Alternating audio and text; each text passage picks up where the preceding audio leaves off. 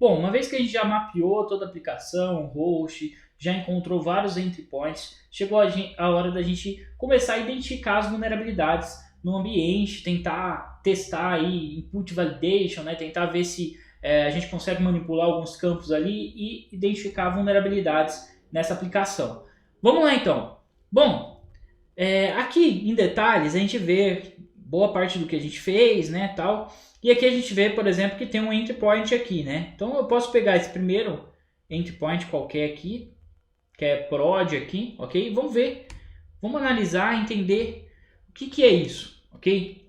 Bom, quando a gente coloca aqui, a gente vê que ele tem aqui um ID, né? O código do produto, provavelmente, que é 864, e ele traz aqui um vaso com essa informação aqui, ok?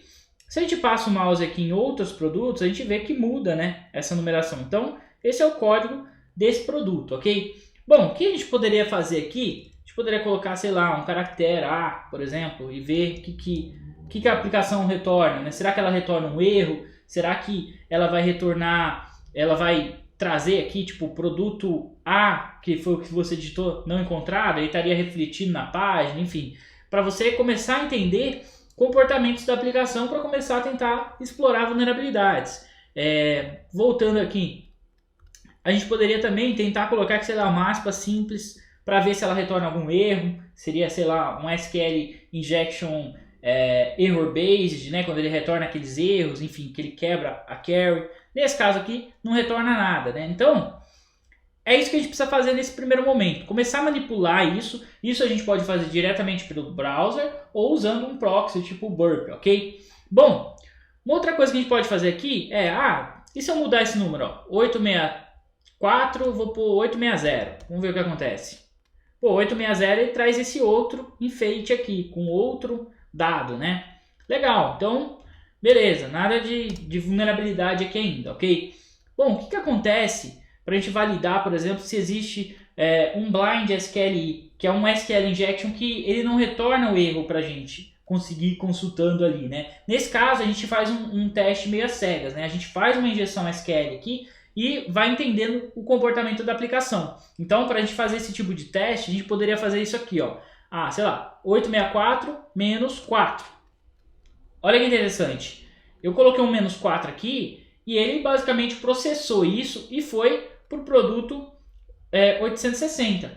Então, isso aqui é interessante. A gente poderia tentar aqui um blind SQLi, né? Testar se ele é vulnerável. A gente poderia fazer aqui um end, né? E aí, basicamente, para você entender isso um pouco mais a fundo, um pouco não, para você realmente entender o SQL Injection, enfim, você precisaria entender a construção de um banco de dados, entender isso a nível da tabela, a construção da tabela, o que acontece quando você está manipulando, quando você monta uma query de consulta lá no banco, como que isso chega no banco.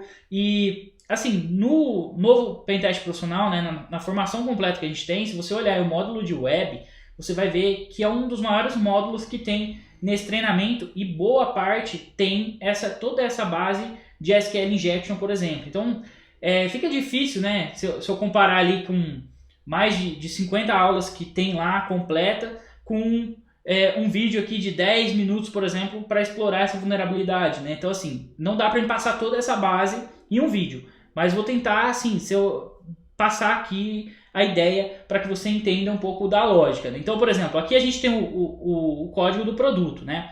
Quando eu coloco um end aqui, eu estou criando aqui, construindo uma consulta na base de dados lá. Se isso aqui for processado da forma como eu espero que seja, esse sistema é vulnerável. Senão, ele vai tratar essa informação e não vai acontecer nada com o que eu estou digitando aqui, ou posso ser até bloqueado. Então, eu coloco aqui, por exemplo, um end 5 igual a 5, por exemplo. E coloco aqui um sustenido, né, um jogo da velha aqui para ele encerrar essa query que eu estou fazendo. Ao fazer isso, vamos ver o que acontece. Beleza, ele trouxe o vaso aqui para a gente. E se eu colocar uma lógica inválida, né? Eu estou falando assim, olha, continua fazendo a consulta do produto que você vai fazer aí e me valida aí se 5 é igual a 5.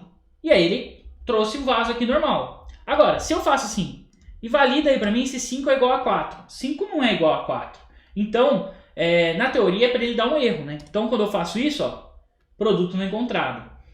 esse é um comportamento típico de um problema de blind SQL injection, ou seja, a aplicação ela não retorna erro visível aqui para a gente, mas ela é vulnerável a um SQL injection, ou seja, uma injeção de código aqui que a gente pode fazer para tentar interagir com essa base de dados. Outro teste que a gente poderia fazer aqui, para ter mais certeza ainda, seria colocar aqui, por exemplo, quero fazer aqui um length, então eu venho aqui, quero ver o tamanho da database, do banco de dados.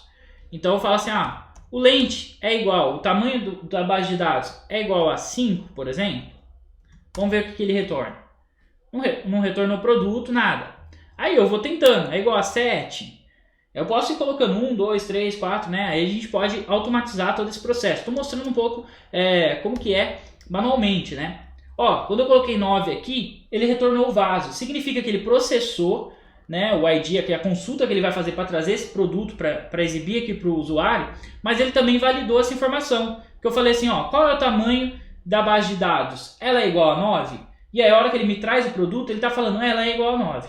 Por quê? Porque se eu coloco aqui 8, por exemplo, que é um tamanho diferente, ele vai dar produto encontrado, ou seja, ele não está validando essa informação que eu estou perguntando para ele. Então, quando a gente fala de blind SQLi, é muito isso. A gente que pergunta para o servidor vai respondendo, e é dessa forma que você descobre, vai tirando essas informações do servidor e interagindo com a database até você conseguir fazer o dump de todas as tabelas, usuários, senhas, tudo que tem relacionado a esse sistema. É óbvio que você fazer isso manualmente dá muito mais trabalho. A gente vai automatizar todo esse processo, óbvio, porque a gente está num pentest real, não tem por que a gente ficar fazendo tudo manual. A menos que tivesse um Web Application File, um filtro, que a gente tivesse que fazer mais tranquilamente ali. Mas é de suma importância que você entenda como isso funciona, ok? Existem outras formas que a gente pode fazer para validar também se tem um SQL injection ou não. Por exemplo, um exemplo disso seria usando o sleep. Então, por exemplo, eu poderia vir aqui e fazer o seguinte, eu falar, eu vou mandar um end aqui e eu vou fazer aqui um select asterisco from, e aí eu faço um outro select, só que chamando o sleep, E aí eu chamo a função sleep, que é uma função que aguarda um tempo. E o tempo eu que informo aqui, eu posso informar aqui, quero que aguarde 5 segundos, ok? E aí eu tenho que fechar tudo isso que eu fiz, coloco aqui um valor aleatório, tá? E aí eu fecho essa consulta aqui. Então, basicamente, eu quero testar se é vulnerável a blind SQLi. Isso aqui é uma outra técnica da gente validar isso utilizando a função sleep. Por quê? Se ele demorar 5 segundos para me responder, significa que ele é vulnerável. Então, vamos ver. Notem que a página está carregando. Então, ela vai demorar aqui 5 segundos para responder. Respondeu.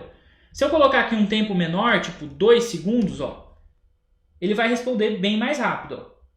E se eu colocar um tempo maior, tipo 10 segundos, você vai ver que ele vai ficar pensando por mais tempo, ok? Então, dessa forma aqui, a gente também consegue validar que esse sistema é vulnerável a um SQL injection, ok? Ou melhor, um blind SQL injection, ok?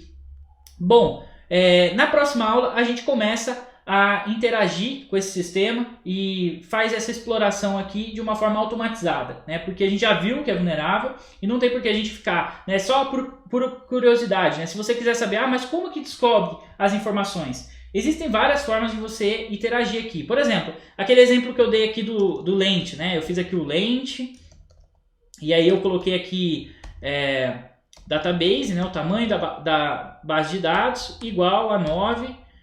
Dessa forma aqui, certo? Deixa eu fechar aqui, que faltou eu fechar um parênteses aqui. Ok. Então, beleza. Aqui a gente sabe que a base de dados ela tem 9 caracteres, né? Então, uma forma da gente poder validar isso, ou perguntar para o servidor, para a base de dados, o nome da base de dados é tal, ela vai me responder. Então, por exemplo, eu posso abrir esse site aqui, Rapid Tables, que ele faz várias conversões aqui de ASCII para ESCII, para binário, enfim. E aí eu ponho aqui, por exemplo, DexStore.